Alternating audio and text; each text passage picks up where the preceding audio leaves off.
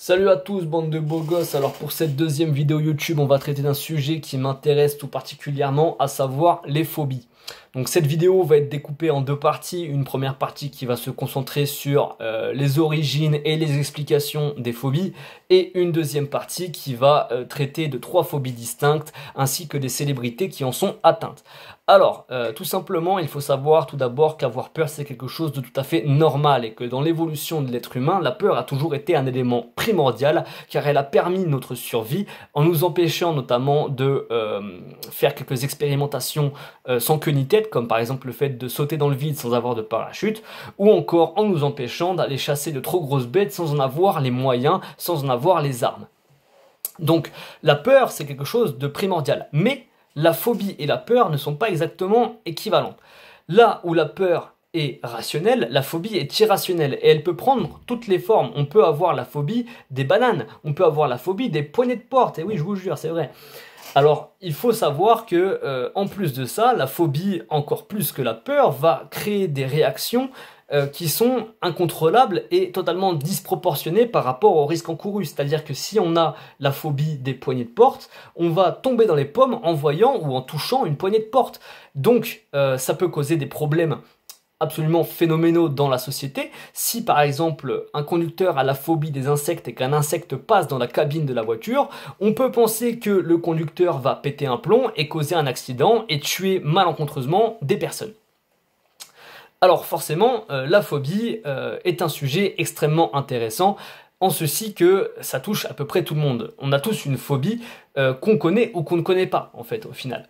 Alors il faut savoir qu'il y a plusieurs explications à ça. Tout d'abord, les traumatismes. On peut être phobique de l'eau après avoir subi un traumatisme par rapport à cette dernière, c'est-à-dire un tsunami qu'on aurait vécu étant petit, ou encore quelqu'un qui nous aurait jeté dans l'eau et maintenu la tête sous l'eau étant petit. On peut devenir arachnophobe en ayant vu à l'âge de 3 ans un film d'horreur avec une araignée horrible à l'intérieur. Les traumatismes jouent un rôle important quant à l'explication des phobies. Mais ce n'est pas la seule explication plausible. Il faut prendre en compte également l'éducation. Alors de manière volontaire ou de manière involontaire, les parents vont jouer un rôle sur le développement de l'enfant. Et ce développement prend en compte également les phobies. Alors les parents, de manière volontaire, par le biais d'interdictions répétées, vont par exemple pousser l'enfant à développer une appréhension ou une peur, ou pire encore, bien évidemment, une phobie, par exemple d'un objet particulier, ou d'une maison, ou d'une personne, en lui répétant « cette personne-là est mauvaise, cet endroit-là est mauvais, il ne faut pas y aller pour ci, pour ça ». Ensuite, il faut prendre en compte également le côté involontaire de la chose. Les deux parents sont phobiques, ils ont horriblement peur, par exemple, des araignées. Ils vont, en voyant une araignée, péter un plomb et faire « Ah !» etc. Ils vont courir dans tous les sens, etc. etc. L'enfant va regarder ça, il va se dire « Mais mes parents sont cinglés ou quoi ?» Et il va très vite comprendre que, en fait, à chaque fois que ce type d'animal-là est présent, les deux parents ont la même réaction et il va petit à petit lui-même développer une crainte irrationnelle et totalement involontaire, en fait, de l'araignée. Donc ça, c'est pour les explications. Il faut savoir que la question a été étudiée tant par la psychologie que par la psychiatrie, par la biologie, par la médecine.